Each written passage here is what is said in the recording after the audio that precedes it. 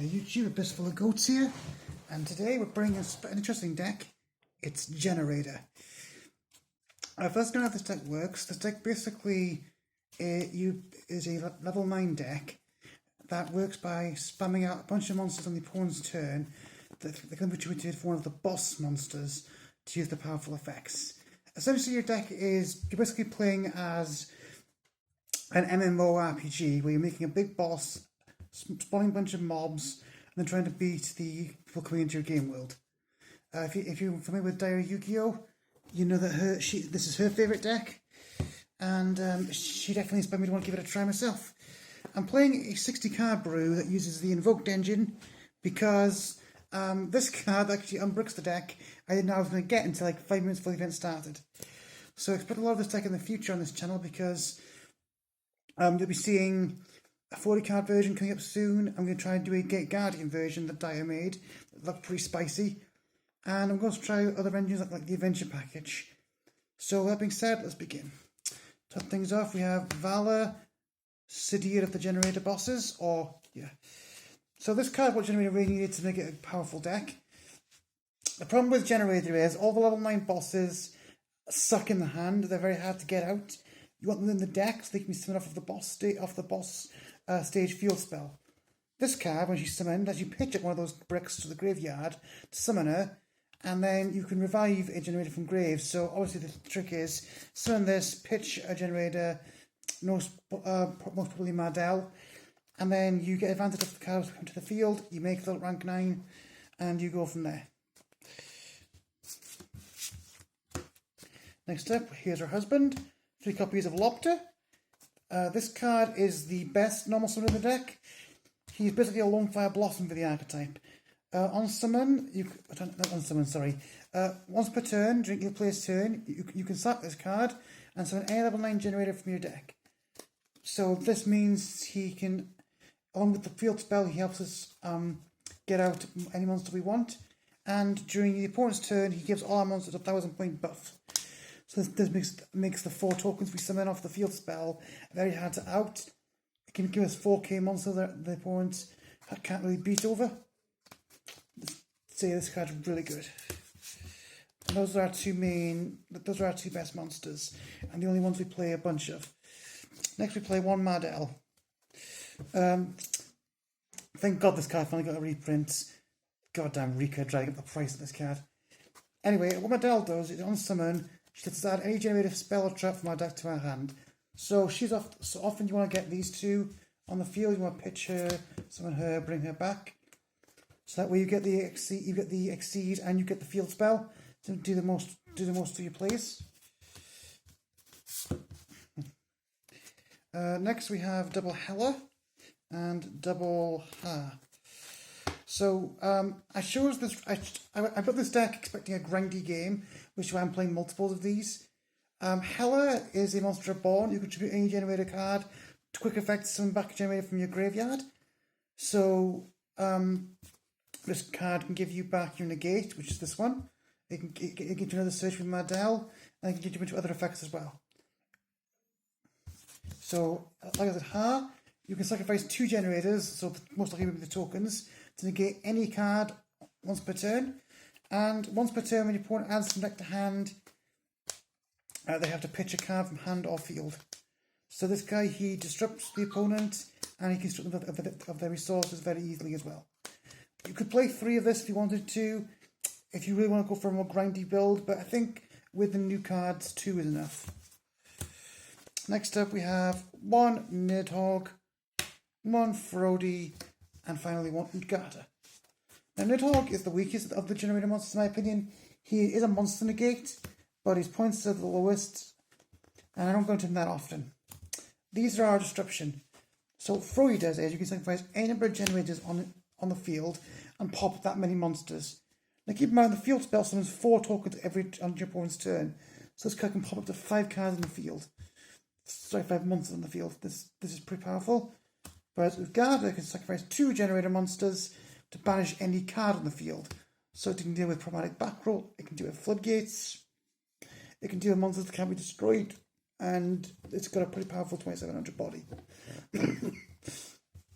We don't play any of the other Generator monsters in this build because we're running a bunch of other engines to go with it. So you could if you wanted to, but I'd say go 40 card if you want to play the other Generators. Completing our Generator monsters, we have the heart, soul, lungs, kidney, and body of this entire deck in Generator boss stage.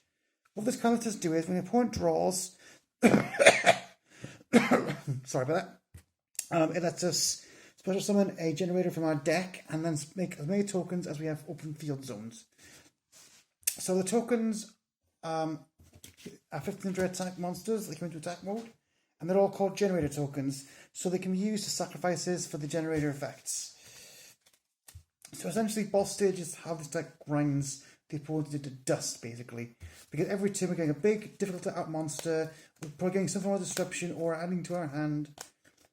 And yes, and big advice, you want to kill this deck, just kill this card. And it's very difficult for Generator to get back after that. Oh, also, the first effect summon Generator from deck, it's a soft once per turn. So if you've got some way to pop this and bring another one out, which spoiler we do in this deck, you can potentially get 2 big bodies with powerful effects on board in a turn.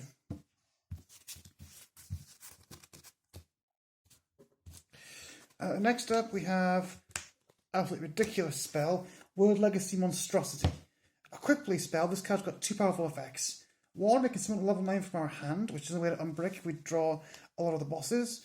Or if we have another 9 on the board, we can summon 2 other level 9s from our decks, but they can't attack. And they are destroyed at the end of the turn. So yeah, they can still use their effects, by the way, so this lets you just spam out Generator monsters. If you've got a way to summon a Generator that's level 9 without this, you can play this, and it's another way to get to your XC's place. Also, this being a quick play is just insane. If any card for Generator ever gets banned, it'll be this, because I guarantee, because if I ever make a rank 9 deck that's competitively viable, this card will be absolutely busted. Complementing that, we have 2 copies of Generator Boss Quest. This helps us unbrick our hands because it lets us shuffle any Generator boss into our deck and add 2 Generator spells or traps to our hand. So it's another terraforming that can get us to boss stage, it can get us to the traps, which we'll see in a second, and it can put our non-summonable Generator bosses back into our deck. The only thing with this card is if you open it up with this, it can be a bit of a non-bow because you don't actually want to put this back in the deck. That comes up fairly rarely. So yeah. Now for our traps, 1 boss room and 3 boss fight. So boss fight is a better terraforming in this deck. It lets us during the opponent's turn activate the boss room, so the boss stage in our deck, and then it lets the opponent draw a card. Now that isn't great. You don't want your opponents getting more cards, obviously, but it does mean you can trigger the boss stage during that turn. And boss room, it's giving us both card draw because what this card does is if your opponent changes an effect to one of your Generator monsters, you can play this and it changes that effect to both players draw a card. So this is a soft negate in a way, and it also can trigger our Generator boss stage if necessary. Now for the other engines I played in this deck, playing the Invoked package, I'll be brief here, you've seen this in other videos. 2 Invocation, 3 Meltdown, 3 Alistair. You don't need 3 Invocation even though there's 60 cards because Alistair and Meltdown can help you search it out. We're only playing Macabre for our Invoked monsters. The reason for that being that it's not only does it crit negate, it's at level 9, which means we can use it to make our level 9 XCs once our negates have been used up. Now, I will say the one problem with this is that Alistair does kind of conflict with Lopter because also they're both normal summons. But usually that's not a problem because this deck isn't looking to win on turn 1 or 2. It's looking to grind the game out, so you're more than likely, if you play one on the first turn, you'll play the other one on the next turn and carry on the grind. Final engine of the deck, 3 Mekk Knight Purple, 3 Mekk Knight Blue. Now I would go 3-2 and Indigo Eclipse, but I didn't have an Indigo today. So basically what these can be summoned to the field if in a column with 2 more cards. So these are good going second. Blue switches out indigo. Sorry, purple rather. So basically what these are here for is basically to make IP Masquerader. That's it. Because that way you can use the tokens in ways other than just with the Generaider monsters. But they're also fairly big bodies if you want to go for the OTK later game. One terraforming, because you play 2 of the most powerful field spells. For the next we have 2 Dogmatic Punishment and 2 Trap Trick. Punishment, obviously you send Entes, gives you 2 pops, and Trap Tricks, it gives you access to punishment, it gives you access to boss fight, and it gives you access to infinite impermanence. Next we have 3 Veiler, 3 Ash, 3 Nib, and 2 Impermanence. So Imperm and Veiler, they're just monster negates mostly.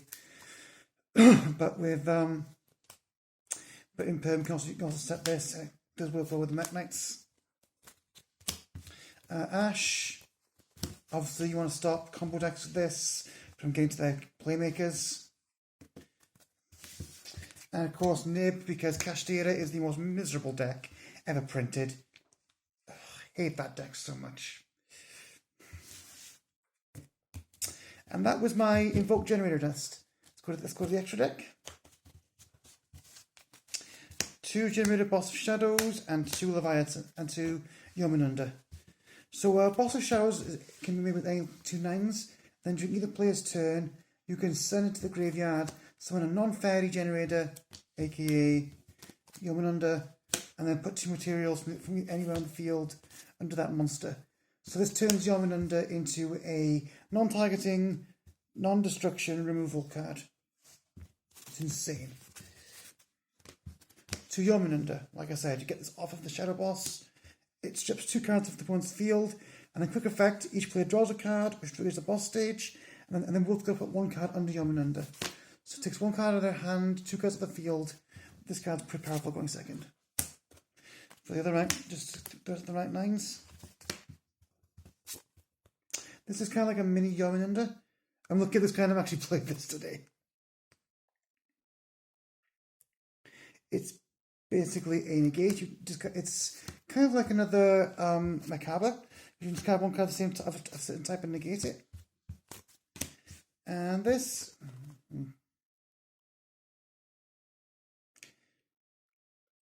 Let's use summon back a couple lines from the grave, so I'm getting a bit of grind. Sorry I'm looking at these, I literally never went into these today. 1 Zeus, because Yomununda can get absolutely massive. So just drop 1 of these and you probably got like 3 or 4 board wipes eventually. So in the grind, that's absolutely insane. And that's our XCs for the fusions. 1 Entes, 2 Macabre. So Entes, simple, is what we send off for punishment. It pops another card when it's sent to the graveyard. So it basically gives us 2 interruptions. Macabre, it can negate. We play a lot of all 4 types of cards, monsters, spells, and traps. So it can negate pretty much anything. And it's also a level 9, so it can make Yomununda or Generaider Boss of Shadows in a pinch. And then for the links, Artemis, you link it, you make this with Alistair, then fuse it with Invocation to make Macabre. That's it. Nightmare Unicorn, sorry, not Unicorn, Cerberus. I wanted a monster pot more than a spell pot. You could play Phoenix in this spot if you'd rather. But yeah, it's another thing you can do in the grind. Masquerader, the start of the show. Again, if I can get her out turn 1 with the Mekk Knights, I can then use her with the tokens to make Unicorn for an additional piece of interaction during the opponent's turn. And finally, Mekk Knight Crusadia Avamax. Because making this with IP in a grind fest is very difficult for an opponent with not too many resources to out. Quickly for the side. This is actually a bit different than the usual. One duster to pop back row. 1 of each of these. This is because there's a Mac player at locals and his deck is insane. He's got so many events there. I wanted something to interact with it. Double lava golem because I need a room for the Bastiles. Complementing them, we have 3 evenly matched because again, Generaider is a nightmare to deal with. I want as many ways as I can to out that cancerous deck. Then the usual suspect of D barrier. I never kept today actually because a lot of people playing Link decks today. But this can shut down Cashiera going first. It can shut down heroes. It can make Sprite's deck a lot harder to play because you can stop them getting into their gigantic. Speaking about Sprite destruction, 2 deck devastation virus. First one, what this does is you sacrifice a dark monster with over 2000 attack, like for example, her, and then you destroy all monsters in the opponent's field hand for the next 3 turns in their draw phase at a 1500 or less attack, aka most Sprite monsters. And finally, 2 droplets for extra interaction.